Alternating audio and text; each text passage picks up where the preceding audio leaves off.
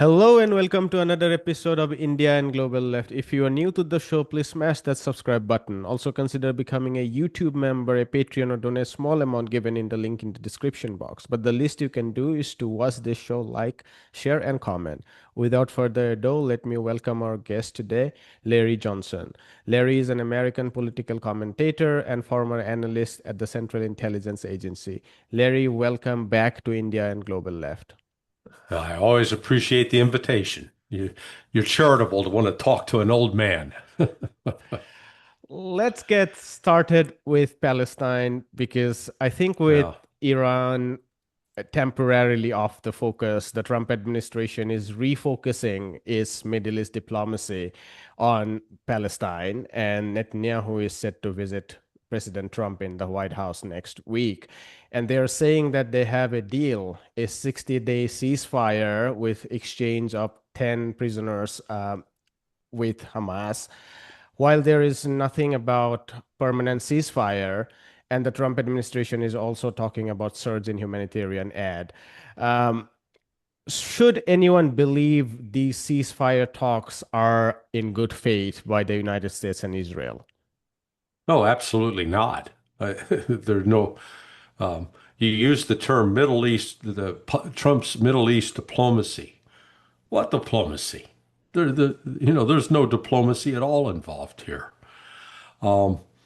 Trump is he surrendered, I think, any leadership on this issue to Israel, and the Zionists are hell bent on eliminating all Palestinians out of the Gaza Strip and taking it over and controlling it. So, Trump continues to enable genocide. That's the only way to look at it.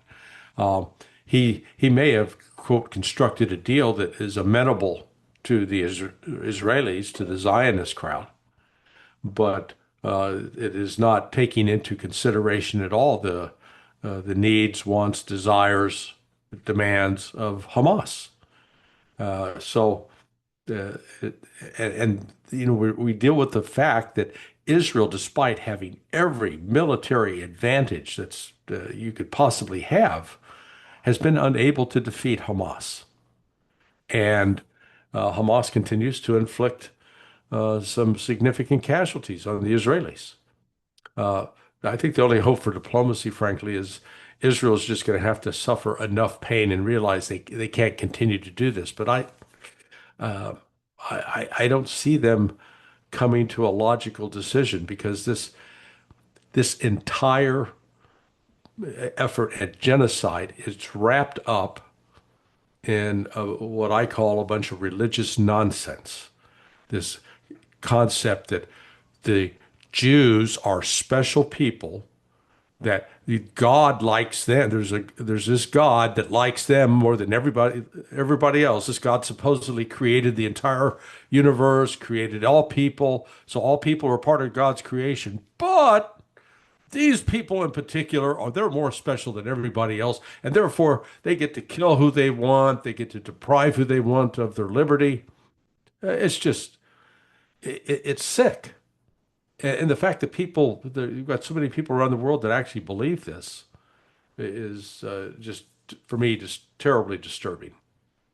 While they talk about these temporary ceasefires, the Israeli official spokesperson, they ad nauseum talk about their objective remaining as eliminating Hamas. And the Washington administration never pushes back against it. The mainstream American press, they never say anything against it. Right, right, Occasionally, somewhere in the middle, they would say that this objective might not be realistic, but they never have a fundamental critique of this dangerous and unjustified idea that a national liberation movement per se can be eliminated or should be eliminated. And I think a lot of this has to do with the framing of Hamas as a terrorist, nothing but a right. terrorist organization. And you have written and worked so much about terrorism. Uh, I'm interested about what your thoughts are on this.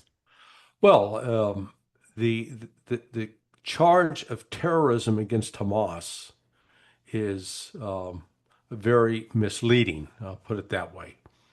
Um, I compiled from the of the Israeli Foreign Ministry had on its website. I don't know if they've taken it down now, but they used to record every single attack by Palestinians, the broad category. They didn't specifically focus on Hamas. And it was every attack on an Israeli or a foreigner in Israel from, the data started about August of 2000. And I think if I'm correct, they've continued to keep it updated. But I just took it through when I first started doing this was April of 2024. And you discover that uh, there were like 655 quotation marks terrorist attacks. Most of those were what I'd call revenge violence. Like an Israeli soldier would be standing in a cafe and a Palestinian would stab him, uh, or somebody get run over with a car. But of those 655 terrorist attacks with the quotation marks around it, only 105 were identified as Hamas.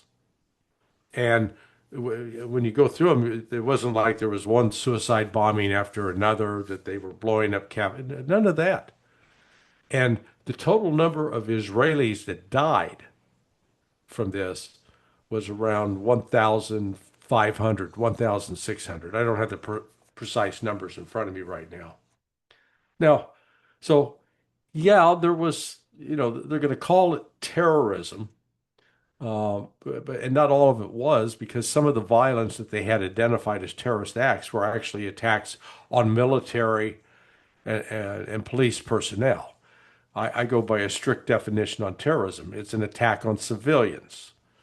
If you're military, you're police, you're carrying a firearm, you know, in these kinds of national liberation struggles, you're a fair target. I mean, my ancestors here in the America in the war in 1776, you know, they shot and killed some Brits. So they were military, and the Brits certainly considered that terrorism, but we didn't. And so this label that's been placed on Hamas also ignores the fact that Israel was funding Hamas, funded a significant amount of its activities. For what reason? For the express purpose of trying to undermine the legitimacy of the Palestinian Authority. So Israel has played not just a cynical game, but a very evil game with the lives of these people. So uh, and candidly, um, if you or I were being treated like the Palestinians are being treated, we'd take up arms against the Israelis. It's just it's they're trying to pretend that human nature doesn't exist in this case. So I think this claim that Hamas is a terrorist organization, Hezbollah is a terrorist organization. No, they're an anti-Zionist organization and are fighting back against it. The US administration repeatedly, when questioned about its policies and role in this genocide, they repeatedly talk about their support for surge in humanitarian aid. This was done by the Biden Hmm. administration ad nauseum when they were questioned, and now the Trump administration does the same thing. That we are helping a lot of food to go in. I mean, people are questioning how much food and other items are going daily life essential items are going in, but my what I want to discuss with you is that are these eight programs without a permanent ceasefire? Um, are these eight or these are eight traps? Because first 2 million people Yeah. are reduced to 20% of the area in an area which was utterly dense to begin with. And we have now reports about private contractors being used by the Netanyahu administration to shoot at people who are taking aids. And the Gaza Humanitarian Foundation is just one of them. The United Nations Yeah. has calculated 613 killed in those aid programs. Should anyone take these humanitarian aid programs in good faith? Are you familiar with the animal, what a deer? Of course. No. Okay. Um, so in the United States, in several states, it's illegal to put a block of salt out in the field to attract deer so you can shoot them, you know. And that's exactly what the Western humanitarian aid package is. It's designed to bring hungry Palestinians to a place where they can be shot. And the video that surfaced this last week of these American contractors just gleeful at killing civilians. I mean, it's beyond horrific. Um, this is, like I said, this is evil on a level that is, we associate in the past with uh, Hitler, that kind of activity. Um, so, this is all cosmetic. The way to bring this to an end, and Donald Trump has it in his power to do so, is to immediately suspend all aid to Israel, cut off all military assistance, cut off the money, and tell them, hey, you know, we're going we're going to go to the United Nations and we're going to vote with everybody else to either throw you out or it'd be very it'd be hardball. But that's what it's going to take to bring this to an end. Because without that kind of coercion by the United States, the Zionists are not going to stop. They are fanatics. I want to follow up on that, on this idea that the United States should stop the leverage to Israel. And I think there can be like two reasons for that. One is a larger shift in public opinion, some of which we are seeing both in the United States, but largely in the global south, and we would come to that. But the other element is the cost for the United States itself. And my own reading is that unlike in Iran, unlike in Yemen, and even to some extent in South Lebanon, where there are strategic angles for the United States, whether it's military assets, other economic assets, preserving its trade routes, shipping, or pressures by its allies because of Mhm. destabilization. It seems to me that Palestine doesn't represent any strategic element to the United States. What are your thoughts on that? Does Palestine still represent any strategic component to the empire that the United States has in the Middle East? Oh, none whatsoever. Look, this is all about religion. This is about um, the the Old Testament of the Bible and the belief in both within Judaism and within Christianity that that book that was referred to as the Old Testament, that it represents a covenant between God and the Jewish people, and therefore they are totally justified. This is, and it's caught up also with this belief that the end of the world is near, and the belief that Jesus is going to return, or from the Jewish standpoint that the Messiah is going to come. They don't recognize Jesus as so. These things are not they're not widely discussed or acknowledged in the secular world. But boy, this is the fuel that's driving this. And what's so particularly bizarre about it is Theodore Herzl, who was one of the leading proponents of the Zionist movement in the 19th century, was not a religious Jew. It's like you're saying, yeah, we got claim to this land because it says so in this book, but we don't believe the book. I mean, it's like, what? It's so illogical. So we like to pretend in the West, here in the United States, that there's some sort of strategic importance to this piece of land, but it isn't. This is all taught up with religious fervor, and this is nothing new. I mean, we had the Crusades throughout 1,000 years ago or more. So they continue to battle over this piece of land that's caught up with the story of the Old Testament. And just as a footnote, I think it was uh, founding fathers of many post-colonial nation states were also not religious. I mean, you can talk about Muhammad Ali Jinnah in Pakistan, but in other parts of the world, of course, Right. I mean, Pakistan I mentioned because it was founded on one hand, it was founded on the principle of religion, but then Muhammad Ali Jinnah it's himself was not religious, but elsewhere they were not religious at all. Nehru, Nasser, Tito, you can go on and on.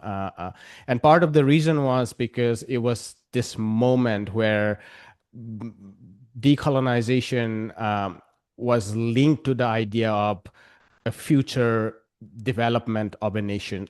And the idea of industrialization, technology, progress, all were wrapped up into it. And so the overwhelming hegemony was that of a modern civilization. And that's, I think, Mhm. primarily why a lot of these leaders that came out of the decolonization movements were not religious in nature because they believed in a future of liberating their own people based on technology, rationality, and so on and so forth. Um, I think, Well, let me yes. ask you a question to turn it around. Um, people growing up in India or growing up, I mean, India is a vast country, and it's not dominated by Christianity. In fact, I would I believe that if I'm not mistaken, that Christianity is actually it's a minority uh, religious faith It's about within. 2.5% of the population, but India has a huge Okay, population. Yeah. okay. So, so you don't grow up with this story of this is God's chosen people that God called them out, and you don't grow up with that. And maybe you can tell me, because somebody, let's say out of the Hindu faith, when they hear all this, do they say, that's just a load of crap, or they scratch their head and go, well, this is crazy talk. Why do these people get so uh, tied up in it? Yeah, no, absolutely right. I mean, in Hinduism, it makes no sense. I mean, there are two components of it. One is the religious components, which doesn't have anything to do with nation states and modern politics. I mean, they would mostly stick to either rituals, which are very important under Hinduism, given the centrality of the caste system, or there are moral stories. I think these are main facets of those who are religious in a traditional sense. And then you have the Hindu nationalists who are not necessarily religious, although they use religion, and they are born out of modern movements. But they know that nation states are very artificial, and these Yeah. are mainly political movements, and God has nothing to do with it. So I think in India, yes, I mean the idea of God's chosen people are all these are they don't make any sense. Um, Well, and we could say probably the same applies to China as Oh, well, because absolutely. I mean, China is even more extreme because people are not religious at all. I mean, in India, people are at least religious in some ways. But in China, a very tiny minority of the people are religious. But most people are not religious. yeah. And So that no, I was just going to say, it makes me wonder how, that perhaps India and China in particular could become a stronger influence in saying, hey, you got to put a stop to this. You can't, the United States cannot continue to allow this kind of treatment of these people in Gaza and the West Bank. You cannot allow this. Yeah, I think that ties very well to my next question that I was thinking, which is about the long-term cost that Israel might have with what it is doing, which apparently might seem to be very successful, in projecting its technological prowess, in projecting its power to decimate and carry out genocide.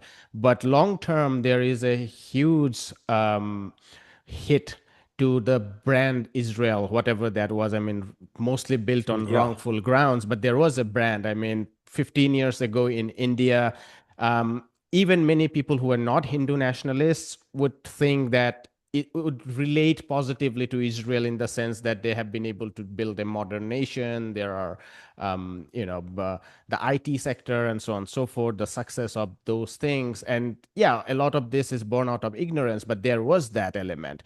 Today, I see that in India all the time that Israel is only seen as a positive thing by those who are rabid Hindu nationalists on the far right.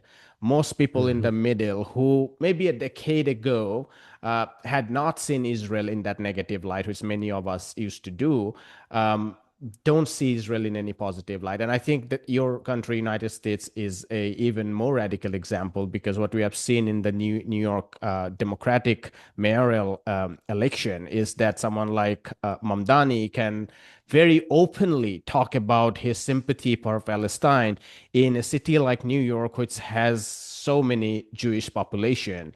Um, right, right. do you think there has been a major landslide shift in public opinion that the Israelis and the Zionists are overlooking at their own cost?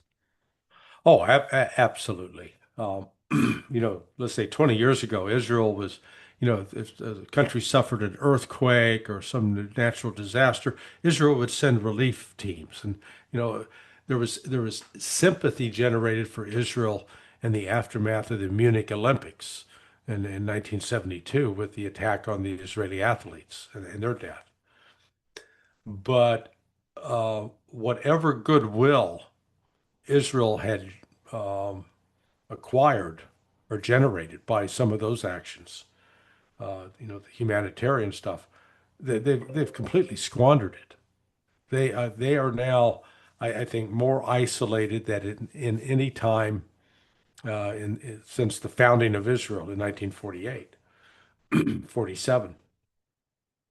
And Mandami, uh, his his sudden emergence as a popular candidate is a further symptom of that because, as you rightly say, uh, New York has been dominated with let's call it Jewish influence for quite some time. Mayor Koch and Michael Bloomberg, you know, two very prominent Jews uh, that were mayors. So yeah, this is I think we're starting to see a transformation. They're at least seeing it here in the United States. People who are under the age of 50, they are no longer reflexively pro-Israel. Uh, and I've described it. People my age, they're 60 and above. Uh, we grew up with the Exodus movie. I don't know if you ever saw the movie Exodus with Paul Newman, but for those who haven't, it tells this heroic story of these Jews who escaped the Holocaust, who are fleeing uh, Nazi oppression, trying to get into Israel so that they can be free. They they have a friendly Arab who gets murdered by the evil Arab terrorists, and they have this little girl, this young girl, Karen from Denmark, all blonde and pretty, and she at the end gets raped and murdered by these evil and so you grew up naturally sympathetic for Israel, and the culture in the West as well has emphasized the Holocaust movies and the persecution of the Jews, and that the storyline that they had no other place to go but Israel to be safe in it. So once you're indoctrinated with that, it's a little hard, tough to shake it. And I can tell you, people, I've got friends who are, my age and older, that, boy, they still believe it. Yeah, and you try to have a rational discussion with them and say, Israel is really, these Zionists are out of line. They don't want to hear any of it. And that's where you get, now like Mike Huckabee, who's the U.S. ambassador to Israel, he's talking about this in apocalyptic terms. It's all about what is known as eschatology, this doctrine of the last days. And, as opposed to saying, Mike, these Zionists just attacked and killed a Christian village, not a Muslim village, a Christian village. And he's still siding with the Zionists. It's insane. Oh, let me ask one other. Mandami, Cindy name? Yeah, Mamdani. Yeah. Um, Let me ask you quickly about the Iran Israel US conflict, and how does these 12 days reshape, or how should it reshape Iran's strategy, primarily with the United States? Because before the attack, we were seeing that for a very long time, going, Iran was overlooking, or if not overlooking, Iran was ready to accept all kinds of betrayal by the United States. Yeah. This includes bombing of Natanz in, I think it was 2021, but killing of General Qasem Soleimani, and continued escalations of sanctions, not to mention beginning with President Trump's revoking of JCPOA. But Iran was still hoping to normalize its relationship, primarily because the sanctions are very crippling. And it is for this reason that, as President Putin recently said, that there was a time when we offered a full mutual defense agreement, which the Iranians themselves rejected, which I assume was because they had thought that this would offend the Americans, and which might, kind of be negative for our relationship that we were thinking. What do you think should be Iranian strategy going forward? Can they trust the Americans anymore? Well, let's first go back to one of the motivations for not entering into the defense pact. There's a possible religious explanation for it. From the Shia perspective, that if they entered into a defense pact with Russia and then the Russians launched a preemptive war, they would be obligated to fight. And within Shia Islam, they view it as that would be a sin. That would be evil. That you only respond to an attack. You don't go out and take a preemptive attack. Just to So quickly add, today Tehran Times has a very interesting article on this aspect, precisely the cultural aspect that underpins resistance, and it explains beautifully why the Iranian strategy is primarily defensive, why it avoids casualties, why it avoids attacking on civilian infrastructure, killing people, right, and so on right. and so forth. Yeah, yeah. And in fact, I use the fact that since the creation of the the rise, establishment of the Islamic Republic of Iran, they haven't been out invading other countries. They haven't been, putting their military personnel on planes or ships and sending them around the world to go fight someplace else. That's what the United States has been doing. And look at all the countries that Israel's been attacking. Syria, Lebanon, Egypt in the past, uh, Yemen. So, Israel doesn't have clean hands on this at all. So, with that said, Um, I think the Iranians received again a wake-up call out of this attack because look at it from their standpoint. They signed, I guess they signed the non-proliferation treaty first under the Shah, but they continued to respect it. Yeah, with Ayatollah Khomeini took over. They opened up for IAEA inspections in 2003.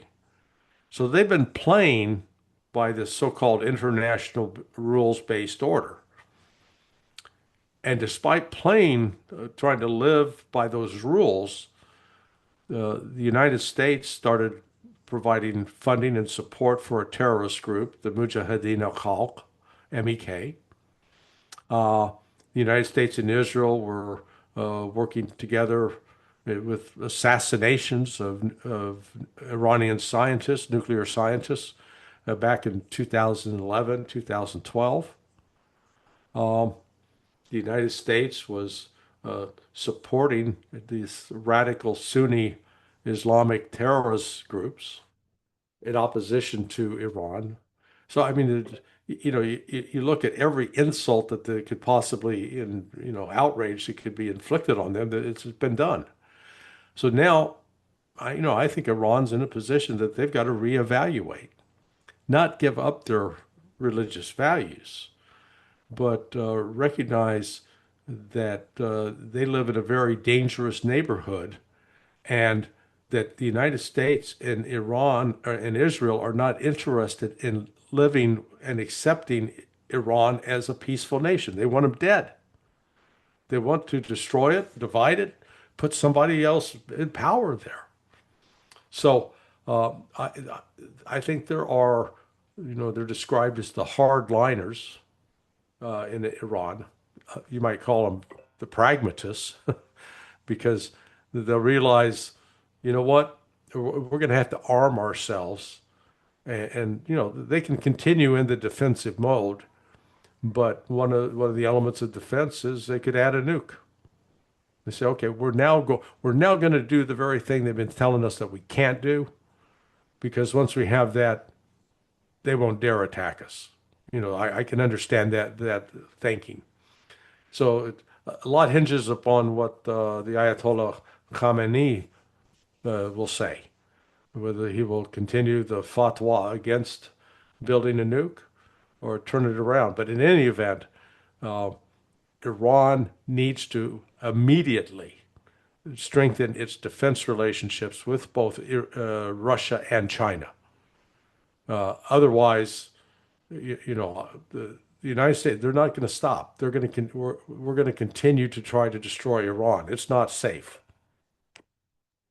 Yeah, I think both sides are pragmatists in different ways. The pragmatists, sometimes called hardliners that you mentioned, are they generally have a national security kind of view when they're being pragmatist. I think the reformists are also pragmatists, but they have a more economistic views, and they realize that the effect of the sanctions are crippling on their Right. economy. There is a lot of they can't keep capital stable because every time there are threats, there are tensions, capital move out. That has a depreciating impact on its currency, which leads to this terrible and persistent inflation. I mean, since in the last 40 years, Iran has hardly seen single digit inflation, and primarily it is driven by the pressures on currency. And then, not to say the impact of sanctions on its export of oil sector, which puts enormous pressures on its budgetary deficits, then which rolls over in all types of economic problems.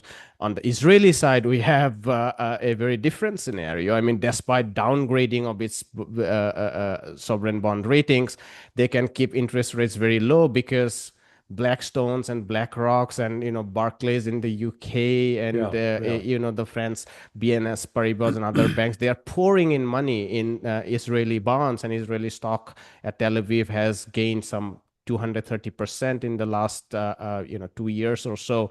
So you have the privilege on one hand and you have tremendous disabilities on the other hand, and so it's a very unequal world. And I think the reformists who thought that a deal with the United States or the West might be possible are hoping against their hope that Yeah, if the economic reliefs come in, then Iran can rise to what its natural position in the region would be.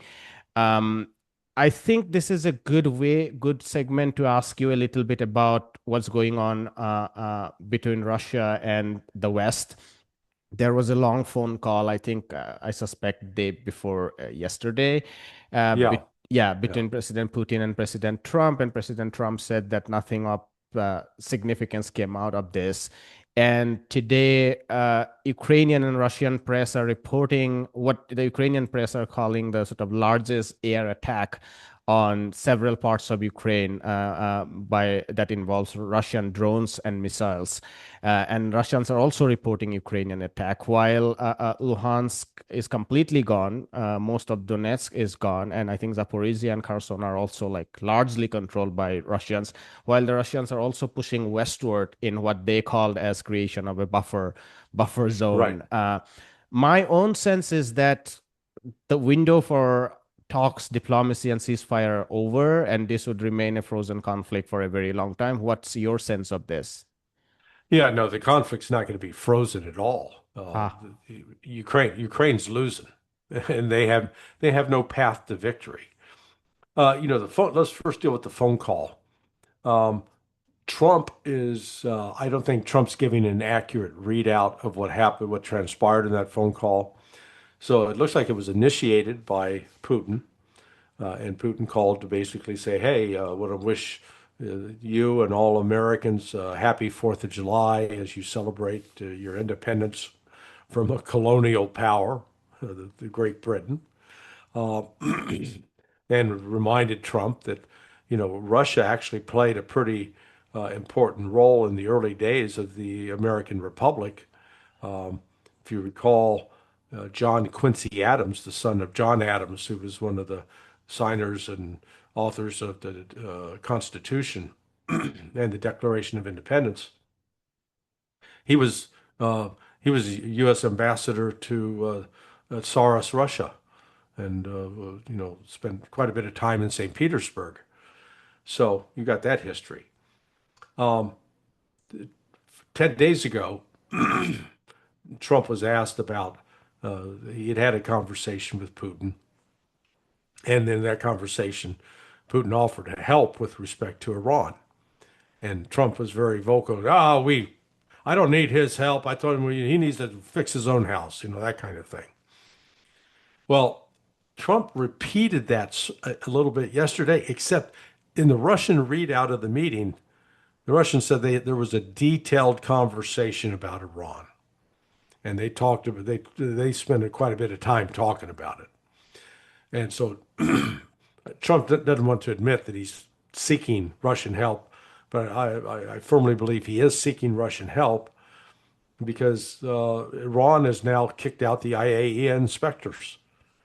And despite Trump's insistence, oh, we obliterated, Fordo and all this, Iran's going to, the enriched uranium they had, we don't know where we, the United States intelligence community, doesn't know where it is. So Trump definitely needs Russia's help, and Russia can intervene with Iran, at least has some credibility and trust there.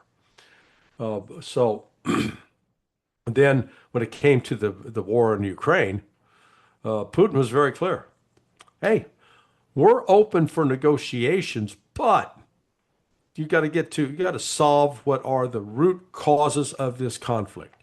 The root cause of the conflict is the expansion of NATO to the east and the subversive activities of NATO and the West against Russia.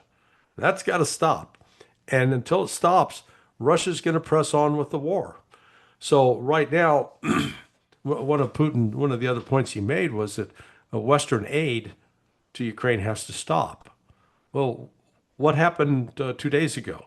Pete Hegseth, the Secretary of Defense, suspended the aid shipment to Ukraine, In fact, The Economist was reporting it wasn't just a one group of one package; it was everything was cut off. And I think Trump is playing he's playing a game here where he's not publicly coming out and breaking with Ukraine so that he doesn't anger the hardliners in Congress that want to continue that war.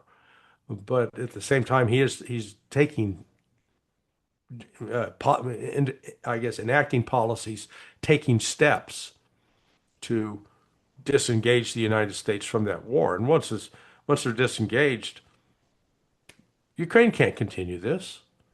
Ukraine doesn't have the capacity to produce artillery shells, 155 millimeter or 152 millimeter. They don't produce their own artillery pieces. They don't produce their own tanks. They don't produce their own armored personnel carriers. They produce some drones. They don't produce any ballistic missiles. So, and they don't have control of the air. The Russians have a superiority in that regard. So it's just a matter. They're getting ground down. They are getting eviscerated uh, bit by bit. And as you noted at the outset of your question, that the Russians have been accelerating their movement to the West.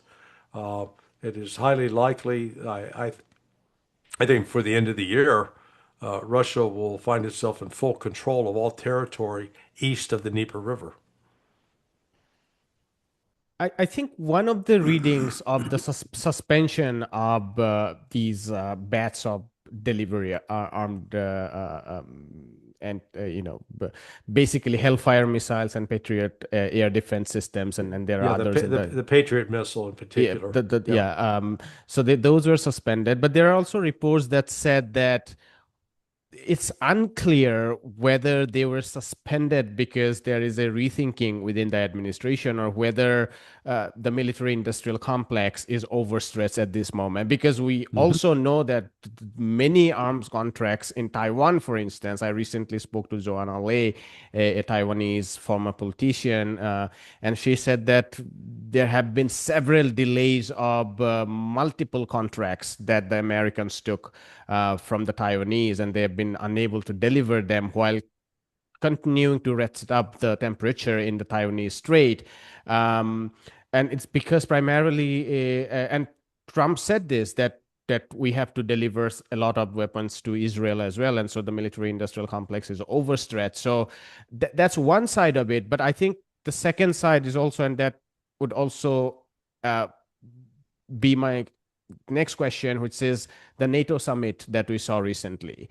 And as you said, that the main element of this conflict is the continuous expansion of NATO. Right. And we are seeing this recent summit where 32 European countries agreed with President Trump that they would expand their military budget to 5% of their GDP. Now, it's a different question whether all of these states are able to cut their social sectors and other programs and then raise the military spending to 5%. But nevertheless, some calculation says that if that were to happen, then in 5 years, the NATO budget will reach to the size of 15 to 20 trillion US dollar, which would be the size of the Chinese economy.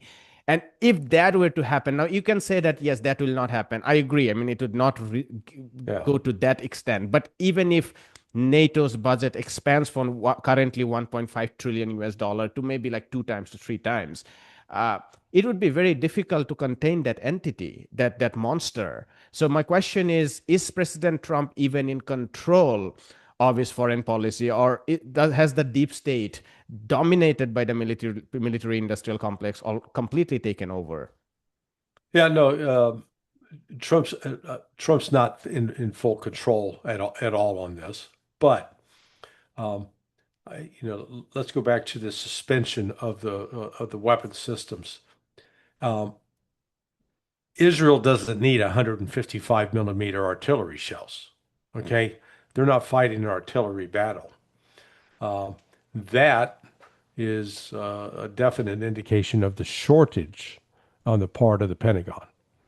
Uh, not allowing Ukraine to have the Patriot missiles. That's both. You can read that both ways. That it is, hey, we're withdrawing support, but it's also an admission that the West, that the United States, has a real problem with the production of those systems. Lockheed Martin makes that missile. There are at least three variants of it. They make 550 a year. And yet, those missiles, how are they used? They're used to be fired at an incoming ballistic missile or drone. And you usually fire at least two for every inbound target. Well, if you can do even basic math, you realize real quickly uh, those missiles are going to run. You're going to run out. Particularly, like they just said, Russia launched 500 drones. So let's say that you had to shoot uh, two Patriot missiles at each one of those drones. That's 1,000 missiles. That's 2 years of production by Lockheed Martin. Not sustainable, and they're quite expensive. I forget. I think the Patriot. I mean, getting my. I know the Arrow 2, Arrow 3 is about 3 million. The Patriot may be like 6 million a piece. Cost wise, the THAAD terminal. The It's a high altitude area defense system. Those are 13 million a piece. Just the missile. So it gets to be an expensive proposition. The So much of U.S. policy, though, has been driven by coming up with an external enemy that will justify increasing the defense budget so you can build and buy these systems. That's what has been a major driving force. And as we saw with Trump, despite his promise, is always going to cut spending and we're going to, he's just increased the defense budget to over $1 trillion. So, he's going along with it. You're back. I can't hear you. I lost your audio. Yeah, I'm sorry. Um do you hear me now? Yeah, I Yeah, hear you yeah, now. just continue. Just end your thread. Yes. Yeah, yeah, because I got to take off here about five Yes. minutes. Yes, yes. Oh, no. So, um, what the war in Ukraine has exposed is the weakness of the industrial base in both Europe and the United States to produce at a volume that will allow them to fight the modern war. The Europe is incapable. Whatever commitment they made there in The Hague, they can't fulfill it. I'll leave you with this image. Uh, if you've never watched the Monty Python movie about the Holy Grail, it's a comedy, a lampooning of the whole myth of the Knights of the Round Table. And in one scene, they've got the knight, and when you first see him, it looks like he's riding a horse. But when the camera pans back, he's skipping along the ground, and behind him is a guy clacking two coconut shells together to make it sound like horses' hoofs. That is Europe. That's what Europe is. They think they're riding a horse, and they're just faking it. And that's the good news. The problem is they think they're a military power, and they haven't come to the realization that they're not capable of fighting Russia. We'll leave it there, Larry. Thank you so much for your time and your insightful comments. My pleasure. I always appreciate the invite. Behave yourself, okay? Thanks again. Hi, my name is Ayushman. I, along with Jyotisman, have started this platform. In the last 2 years, we have tried to build content for the left and progressive forces. We have interviewed economists, historians, political commentators, and activists so far. If you have liked our content so far and want us to build an archive for the left, I have two requests for you. Please do consider donating for the cause. Link is in the description below. Also, if you are not able to do so, don't feel sad. You can always like our videos and share our videos to your comrades. Finally, don't forget to hit the subscribe button.